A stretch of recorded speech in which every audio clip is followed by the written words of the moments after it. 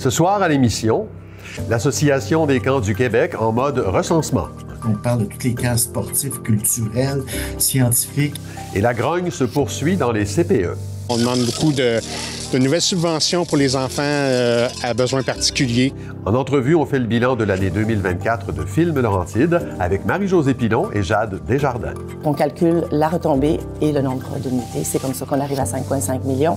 Je m'entretiens également avec Louise Drouin qui nous dévoile la programmation 2025 de la Société Arts et Culture de Saint-Placide. La particularité de notre programmation, c'est vraiment la diversité. Enfin, Éric Huard nous parle prévention et fentanyl. C'est un opioïde qui est synthétique, qui est très puissant. On parle de 50 fois plus fort que l'héroïne, 100 fois plus fort que la morphine. Bienvenue à Accès Local.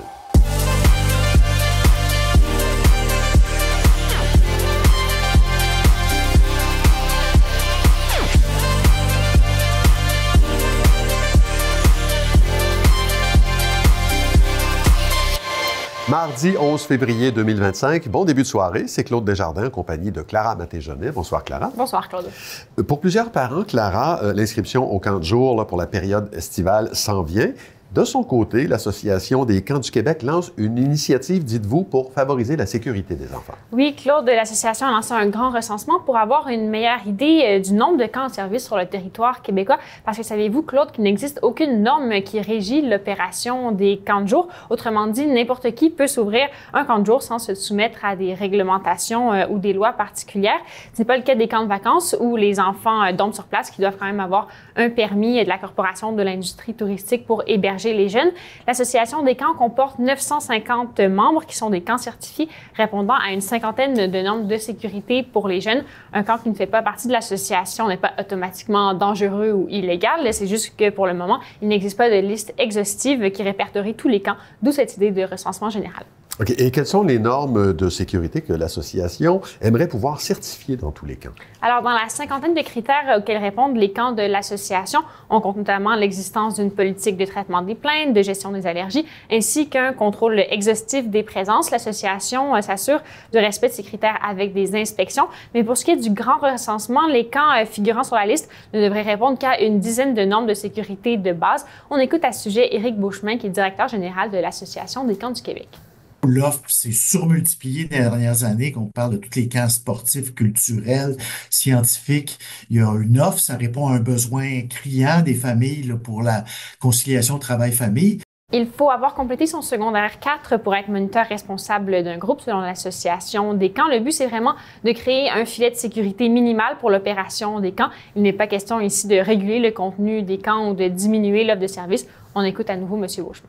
À terme, nous, ce qu'on veut, c'est une liste auquel les parents pourront se référer et dire « Ah, mon camp, où est-ce que je veux inscrire mon enfant, apparaît sur la liste, donc les exigences minimales sont respectées. » On comprend que dans cet exercice-là, à un moment donné, il va falloir accompagner certaines organisations pour qu'elles y parviennent. Il y en a d'autres qu'on le sait qui les respectent déjà, ces normes-là.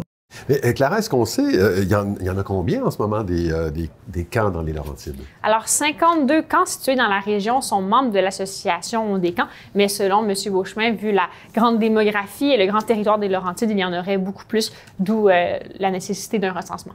Et comment on va procéder pour recenser les camps? Alors, le recensement est ouvert à toute la population. Ce n'est pas seulement un formulaire à remplir pour les propriétaires de camps. Les parents qui envoient leur enfant à un camp durant l'été peuvent aussi participer. Il suffit d'aller sur le site Internet de l'Association des camps. Sous l'onglet « Recensement », vous pouvez trouver le formulaire à remplir. Les seuls champs obligatoires sont le nom du camp et où il est situé. Donc, avec ces informations, l'association peut retrouver le camp, puis s'assurer avec les gestionnaires qu'il répond aux mesures de sécurité de base. On écoute à ce sujet M. Beauchemin. Fait qu'on parle de l'âge du personnel, de la formation du personnel, les ratios d'encadrement, qu'est-ce qu'on fait en cas d'urgence, est-ce qu'il y a quelqu'un de formé en premiers soins sur le site. Fait que c'est vraiment minimaliste qu'on veut mettre en place. Voilà, Claude, l'Association des camps a déjà milité pour demander au gouvernement d'inclure les camps de jour dans une loi sur la vérification obligatoire des antécédents judiciaires des employés des clubs sportifs. C'est donc un pas de plus vers une meilleure protection des enfants et des jeunes employés de camps. Idéalement et ultimement, l'association aimerait que tous les camps soient du niveau d'AFA, un programme de formation, d'animation que certains camps exigent auprès de leurs employés, mais on n'est pas encore rendu là. Et c'est jusqu'à quand ce recensement? Jusqu'au 31 mars et dans les 2 dernières semaines, 2000 camps camps inconnus de l'association ont déjà été reportés. Merci Clara, on se revoit plus tard dans l'émission. Il sera question de la dernière journée de grève dans les CPE. À plus tard, Claude. La ville de Saint-Jérôme annonce le début de la période de recrutement pour ses emplois saisonniers. Plus de 140 postes sont disponibles pour l'été 2025, dont 125 dans les camps de jour et près d'une vingtaine dans les parcs et les bibliothèques, au service des loisirs ou dans la brigade environnementale. Les personnes intéressées peuvent postuler jusqu'au vendredi 7 mars. Le Cégep de Saint-Jérôme invite les futures étudiantes et étudiants à sa soirée porte ouverte d'hiver qui se tiendra demain, le mercredi 12 février, de 17h à 20h. Cette soirée offre une occasion de visiter le campus, d'échanger avec des membres de la communauté étudiante et enseignante et d'obtenir des réponses à toutes questions concernant la transition vers les études collégiales. Les personnes intéressées pourront suivre des visites guidées du campus et se renseigner au kiosque d'information sur les services offerts à la communauté étudiante. Pour Film Laurentide, 2024 aura été une année faste avec 37 tournages qui ont généré des dépenses directes de 5,5 millions de dollars. L'organisme vient aussi de renouveler son entente triennale avec Développement économique Canada qui vient d'injecter 217 000 dollars dans sa mission. Avec nous pour en parler, Marie-Josée Pilon, qui est directrice générale de Film Laurentide, et Jade Desjardins, coordonnatrice de l'organisme. Bonsoir à vous deux. Bonsoir. Madame Pilon, votre boulot, c'est d'attirer, d'accompagner des équipes de tournage dans la région et manifestement, ça amène des retombées économiques importantes. On vient de mentionner le chiffre de 5,5 millions. Comment on peut le décortiquer, ce chiffre-là? Autrement dit, comment l'argent est dépensé? Bien, ce qu'il faut savoir, c'est que chacune des 37, par exemple, productions qui sont venues tourner dans la région, on a établi des liens avec ces productions-là. C'est-à-dire qu'on a travaillé en amont pour, comme vous le savez, trouver des lieux, proposer des paysages, des propriétés privées, et travailler aussi avec les municipalités pour s'assurer que tout se fasse dans l'ordre et dans la bonne entente. En échange, ce que l'on demande aux producteurs, à chacun des producteurs qui sont venus tourner, c'est de remplir un formulaire qui nous permet de calculer la retombée économique, combien ils ont dépensé dans la région. Donc, c'est un exercice, somme toute, assez simple, mais volontaire de leur part, de compléter ce formulaire qui nous dit en hébergement, en termes de location de salle, location de lieu de tournage, l'achat local, le traiteur, tout ce qui est machinerie, travaux. Des fois, on aménage des chemins pour se rendre à certaines locations. Donc, et l'hébergement surtout. Donc, on calcule la retombée et le nombre de nuitées. C'est comme ça qu'on arrive à 5,5 millions et 12 275 nuitées dans tous les hôtels des Laurentides. Ouais. Assez formidable. Jade Desjardins, vous êtes nouvellement arrivée chez Film Laurentide? Oui, en fait, ça fait 1 an que j'ai été engagée chez Film Laurentide. Je suis récemment diplômée de l'Université de Concordia en cinéma. Et depuis, j'apprends un peu c'est quoi notre mission, puis comment on aide nos clients, le service, autant dans le dépouillement de scénarios, lire les scénarios, faire des propositions visuelles. Tout ça, ça fait partie de ma journée, mais aussi promouvoir l'organisme. Donc, aller dans des événements pour présenter le Film Laurentide à la relève, puis rappeler c'est quoi notre mission. Des tournages dignes de mention en 2024? On a Apple TV. Je ne sais pas si tu veux plus élaborer. C'est sûr que pour nous, ça a été une des principales productions en 2024. Pourquoi? Parce que cette production-là a non seulement tourné à Oka, mais à Mirabel, à Saint-Eustache, à Arendelle, à Grenville-sur-la-Rouge, à Valmorin, à Tremblant. En fait, c'est une douzaine de municipalités qui ont été visitées par cette seule et unique production américaine. Sinon, on a des productions québécoises comme... on a Les Bricoleurs du Dimanche et la télé-réalité Aller Simple. Donc, on a 2 téléréalités cette année qui sont tournées dans notre région. On a aussi 2 longs-métrages, donc Adam et Gagne ton ciel là, de la Coop Vidéo qui sont venus un peu tourner. Vous travaillez avec les producteurs, mais vous jouez aussi le rôle d'entremetteur auprès des villes. Il y en a une trentaine là, qui ont accueilli des tournages en 2024. Quel est votre rôle avec les villes? On a toujours travaillé en collaboration avec les municipalités parce qu'il faut se rappeler que vous avez souligné le financement de Développement économique Canada, mais on a aussi au provincial les 2 paliers, le ministère de la Culture, le ministère des Affaires municipales. Oui. Et on a aussi chacune des 8 MRC, ou en fait les 7 MRC, puis la ville de Mirabel. Donc, indirectement, il faut s'assurer de donner un bon service aussi à la municipalité pour s'assurer que ces municipalités soient prêtes à obtenir ou à accorder les autorisations. Oui. Donc, on a travaillé avec eux pour donner des modèles de formulaires. On a travaillé avec eux pour avoir des modèles d'autorisation, de guides. Donc, certaines municipalités ont même en ligne, sur leur site Internet, un onglet qui dit « Demande de tournage » et puis là, ça facilite le travail de nos producteurs ou directeurs de lieux de tournage qui sont chargés d'obtenir les autorisations. Fait que c'est vraiment un travail de collaboration important. Comme bien des OBNL, pour obtenir du financement, vous êtes condamné au succès, vous l'obtenez très heureusement, mais la contrepartie de ça, c'est que ce succès-là vous amène de plus en plus de clients. J'ai devant moi toute l'équipe là, de Films Laurentides. Vous êtes 2 pour faire tout ça. Est-ce que ça se gère bien? Jade, qu'est-ce que tu en penses? Moi, je trouve que ça se gère très bien. Moi et Marie-Josée, on est très complémentaires. Donc, sur certaines choses que, autant pour l'Instagram, tout ce qui est réseaux sociaux, ben là, c'est moi qui va venir complémenter dans l'équipe. Ouais. Mais sinon, Marie-Josée, elle a sa grande expertise. Elle a fait plus que 23 ans, je pense, que tu es pour Films Laurentides. Donc, moi, j'ai juste à apprendre totalement. Je pense que ça fonctionne bien. Un travail de collaboration. Je vous dirais que c'est sûr qu'il y a certains moments où on sent plus de pression parce que il faut parfois prioriser certains dossiers. Est-ce que je choisis de mettre beaucoup de temps sur un projet qui, semble-t-il, va tourner que 2 jours ou si je vais vraiment demander à Jade de s'attarder sur le projet de long-métrage potentiel qui est susceptible de venir tourner pendant 2-3 semaines, 2-3 saisons. Donc, il faut prioriser, mais tout en assurant au moins un service à tous ceux qui nous approchent. On arrive au bout de l'entrevue en terminant, puisqu'on aime les chiffres. Je mentionne que depuis 1997, vous avez contribué à attirer 765 tournages pour des dépenses directes de 135 millions de dollars. Quand on se demande si la culture rapporte économiquement, ben voilà. Marie-Josée Pilon, Jade Desjardins, merci beaucoup d'avoir été avec nous. La ville de Sainte-Marthe-sur-le-Lac versera 32 millions de dollars en dédommagement à une centaine de sinistrés des inondations d'avril 2019, initiative qui met fin au recours individuel contre la municipalité. Cette entente survient après une conférence de règlement à l'amiable présidée par un juge, mais n'implique aucune admission de responsabilité. Toutefois, la ville doit encore faire face à une demande de recours collectif et à d'autres litiges liés à la nouvelle digue. Le maire François Robillard se réjouit de l'entente, tout en précisant que la municipalité ne portera pas seule l'entièreté des coûts. Le Centre intégré de santé et de services sociaux des Laurentides et le député de Deux-Montagnes, Benoît Charette, annoncent la mise en service d'un 2e tomodensitomètre, aussi appelé SCAN, à l'hôpital de Saint-Eustache. Cet appareil peut être utilisé notamment pour la détection précise de problèmes au niveau du cerveau et de la colonne vertébrale, l'évaluation de patients ayant subi un accident, le dépistage précoce de certaines maladies et l'évaluation de la réponse à des traitements de chimiothérapie ou de radiographie. Ce second appareil permettra de répondre à l'augmentation des besoins liés à une forte croissance de la population dans les Basses-Laurentides. On va parler sécurité publique avec le préventionniste enquêteur Éric Huard. Bonsoir, Éric. Bonsoir. Je dis sécurité publique, mais ça va être une chronique santé publique parce qu'on va parler d'un sujet du sujet de l'heure, l'un des sujets de l'heure, le fentanyl. Oui, exact. C'est un sujet qui est sérieux. On va parler là, justement de santé publique. On va parler du fentanyl, qui est la drogue la plus liée à la crise des opioïdes au Canada. On va voir là, prochainement un resserrement au niveau frontalier qui est assez important, mais c'est important d'en parler, puis aussi de rassurer les gens. Là, on a fait des démarches auprès de la GRC.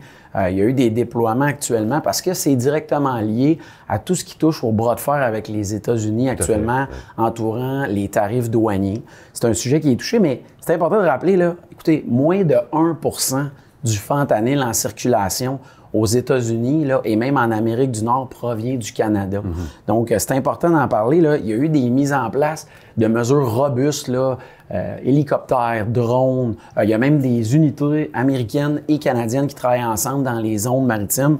Donc, faut se rassurer là, de cette démarche-là. Est-ce que c'est bien réel? Est-ce qu'il y en a? Est-ce qu'il y a vraiment une propagation de cette drogue-là? Mais même avec seulement 1%, le Canada trouve qu'on peut en faire plus. On va travailler en ce sens, mais il faut rassurer la population quand même. OK. Bon, fentanyl 101, pouvez-vous nous expliquer ce que c'est que le fentanyl et les risques là, qui sont associés à cette drogue? C'est un opioïde qui est synthétique, qui est très puissant. On parle de 50 fois plus fort que l'héroïne, puis 100 fois plus fort que la morphine. C'est 75% du fentanyl qui a été saisi au Canada, c'est sous forme de poudre. C'est important.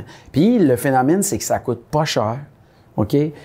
Ça crée une dépendance pratiquement instantanée. Puis dans les laboratoires clandestins, bien, des fois, d'avoir différentes drogues au même endroit peut provoquer là, un mix, un mélange là, qui pourrait affecter les autres drogues. C'est donc de dire que le risque, c'est de consommer des drogues dont la source est inconnue. C'est ça l'enjeu principal. Faites attention avec ça, c'est vraiment là qu'on s'expose. À la base, le fentanyl, il est utilisé pour créer des médicaments. Puis c'est très, très fort, là. C'est ça l'enjeu. Mais il arrive que ça provoque des décès. Aussi. Exactement. C'est pour ça qu'on parle de ça. Dans le fond, là, c'est l'opioïde le plus dangereux, celui qui cause le plus de décès au Canada, même en Amérique du Nord actuellement. Pour vous, les policiers, quels sont les enjeux de prévention? Bien, c'est vraiment sur 3 axes, hein, la prévention. C'est pas compliqué. L'éducation, la réduction des méfaits, puis les interventions rapides, il faut sensibiliser la population, surtout les jeunes, au danger de consommer des drogues de sources inconnues. Mais ensuite, c'est la réduction des méfaits. OK? On apprend régulièrement aux jeunes à faire le RCR, à utiliser ça. Allez dans votre pharmacie près de chez vous à titre d'employeur, même, pour aller chercher des trousses de naloxone. Ouais. La Croix-Rouge canadienne offre une formation très simple pour l'utiliser. Mobilisons-nous pour s'améliorer en ce sens. Il y a beaucoup de publicités qui sont faites, mais ça peut faire une différence. On peut sauver des vies. Puis enfin, bien, c'est l'intervention rapide. Il ne faut pas hésiter à faire le 911. On se retrouve dans un party. Il y a un jeune, il y a quelqu'un qui est en surdose.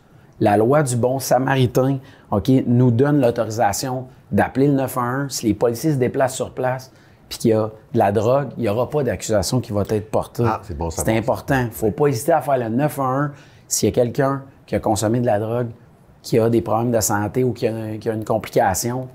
La loi nous le permet, puis c'est fait pour ça, justement pour éviter ce genre de complications-là. En terminant, un petit mot sur les journées de la persévérance scolaire. Bien oui, hein, vous le savez, on essaie de valoriser les jeunes à travers l'éducation. Bien, je voulais vous souhaiter une bonne semaine pour les journées de la persévérance scolaire. Je voulais finir sur une bonne note. Merci. Merci beaucoup, Eric. Merci. La Société Arts et Culture de Saint-Placide vient de dévoiler sa programmation 2025 qui compte une vingtaine d'événements en musique, chansons, expositions et conférences. Pour en parler davantage, je reçois Louise Drouin, qui est présidente de l'organisme. Madame Drouin, bonsoir. Bonsoir. Merci pour l'invitation. Bien, ça nous fait plaisir. Écoutez, votre offre culturelle s'étend du mois de mars jusqu'au mois de novembre dans 3 lieux différents, hein, avec des séries qui sont spécifiques à chacun. Il y a par exemple la série des belles soirées à l'église. Alors, quel est le concept et quel est le premier événement ou un événement que vous aimeriez mentionner dans cette série-là?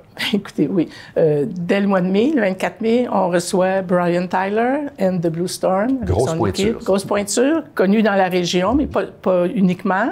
Écoutez, c'est le bluesman, là, je pense, recherché là, ces temps-ci. Ouais. OK.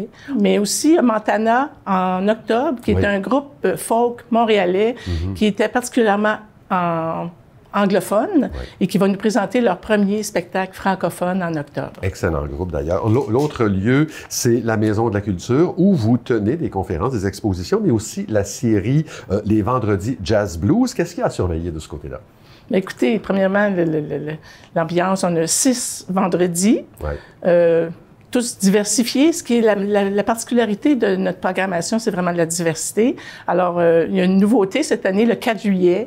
On présente des étudiants en musique, en band rock. Un musicien qui est connu à Saint-Placide, là, David Gauthier, nous amène ses étudiants. Et ça va être une soirée rock intergénération, à contribution volontaire. Alors, ça va être une très, très belle soirée bruyante un peu. Bruyante. Le troisième lieu, c'est le très beau parc Adélaïde-Paquette, où on tient des événements en plein air. Donc, ça se passe plus l'été, dans un cadre qui est très, très, très agréable. Ça s'appelle les Beaux Dimanches à Saint-Placide. Quelle est la formule? La formule, c'est cette année, c'est 2 matinées-concerts à 11 heures. Les gens portent leurs chaises, leurs parasols, leurs chapeaux, parce que c'est en plein soleil. On présente habituellement un concert classique, donc nous présentons le duo Béjaflore, connu dans la région, qui vont nous présenter un nouveau spectacle. Et on a aussi de la musique manouche, jazz, avec Christine Tassan. C'est contribution volontaire, on regarde le lac, on écoute de la musique, on se laisse envahir. C'est ça, les beaux dimanches. La belle vie. La belle vie. Quoi. Il y a les événements hors série, comme par exemple le retour de la BD au bord du lac, qui avait un peu souffert, je pense, de la pandémie. Oui. À quoi ça va ressembler? Cette année, écoutez, je peux pas, malheureusement, c'est pas signé, mais ça va être super intéressant. Il va y avoir un atelier pour tous qui va démontrer vraiment toutes les démarches là, de la production d'une BD, mais ça s'adresse aux enfants autant qu'aux adultes. Bien sûr, un BDiste qui va être dévoilé sous peu, avec entrevue, dessin en direct et écouter une journée pour les enfants aussi, avec des bulles de savon géantes, etc. Okay. C'est dans ce même parc, sous le chapiteau, cette fois, que vous allez présenter un événement musical musclé, festif, dansant, avec un groupe très dynamique qui s'appelle Deux Valises Rouges. Je vous laisse nous les présenter. C'est un spectacle qui va être présenté le 16 août. Le 16 août, écoutez, on a troqué le beau dimanche qu'on faisait habituellement en après-midi à 14 h. C'est un essai. On voulait justement, comme vous dites, que ce soit dansant, festif, rassembleur. Alors, Deux Valises Rouges avec de la musique des années 70-80. Écoutez, sont connus pas mal partout, sont souvent présentés dans les fêtes de la Saint-Jean. C'est festif. On voulait faire cette ambiance-là cette année. Alors, à 20 h, avec restauration sur place, bar, vraiment une formule, ça vaut le détour, je pense. Vous offrez aussi des rabais sur les spectacles qui sont présentés à l'Église. Oui, c'est une nouveauté cette année. On a 3 concerts à l'Église, mais cette année, on a décidé d'offrir des rabais. Quelqu'un qui achète 2 concerts a 15 % de rabais, 3 concerts, 20 % de rabais. Ça fait une différence. On a aussi choisi on a présélectionner des places à prix réduit, certaines places dans l'Église aussi, pour rendre accessibles nos concerts. Bon, écoutez, là, je suis conscient qu'on a à peine effleuré la programmation, qui est très belle et très riche. Moi, j'invite les gens à visiter votre site Web. Ils vont pouvoir prendre connaissance de ce qui n'a pas changé aussi dans votre programmation. Donc, site Web pour avoir des détails, acheter des billets. Louise Drouin, merci beaucoup d'avoir été là. Merci beaucoup à vous. On est de retour avec Clara Maté-Jaunet. Clara, jeudi dernier, les éducatrices en CPE affiliées à la CSN ont tenu, comme prévu, une deuxième journée de grève et vous vous êtes rendu dans une manifestation. Vous avez rencontré un représentant du syndicat. Oui, Claude, ce sont 13 000 éducatrices qui étaient en grève le 6 février pour une deuxième journée depuis le 23 janvier. Ça représente 80 % de toutes les éducatrices en service de garde. Dans les régions, des rassemblements avaient lieu à Saint-Jérôme, à Deux-Montagnes et à Sainte-Thérèse. Nous sommes rendus à ce dernier pour faire le point sur les demandes du syndicat. Je vous présente ça dans notre reportage de ce soir.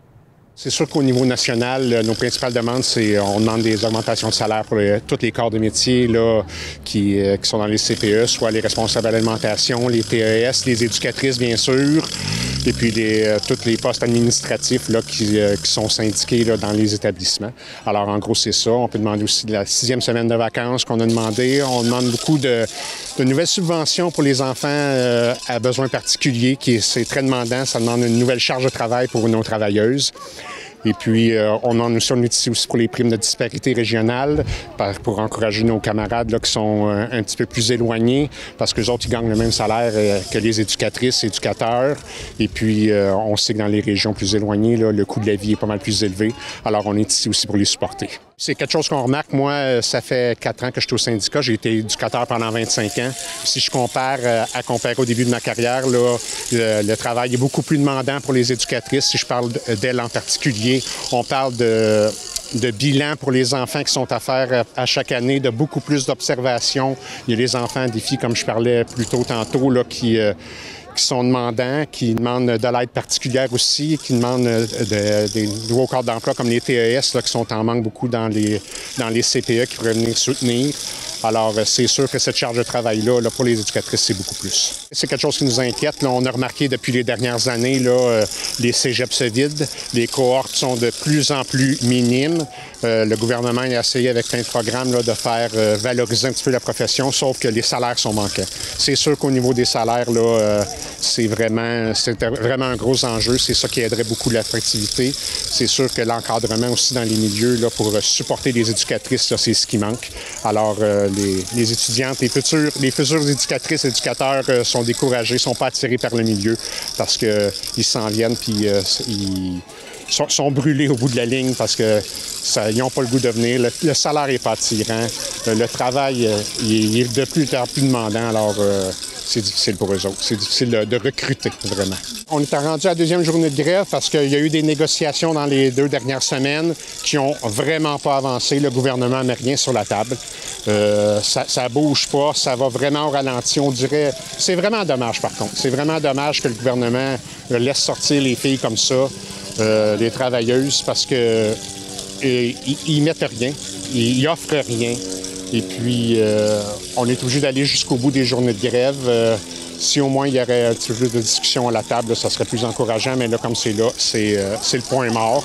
Alors, on est encore là dans la rue, comme vous pouvez voir. Tout le monde est là malgré le froid. Fait qu'on est ici pour supporter notre comité de négociation nationale. Nous, on a encore 3 jours. On avait une banque de 5 jours de grève. Alors, on a encore 3 jours en banque. On va voir ce qui va se passer peut-être dans les prochains jours. Je crois que ce matin, il y a une 3e journée de grève qui a été annoncée le 17 février prochain. Alors, on va voir quelles actions vont être prises pour ce moment-là. Merci, Clara. On se revoit demain. À demain, Claude. Ben voilà, c'est tout pour aujourd'hui. Merci beaucoup d'avoir été là. L'émission La Tablée politique suit à l'instant. Je vous invite également à consulter l'ensemble de la programmation sur le tvbl.ca. À tous, à toutes, bonne soirée à notre antenne.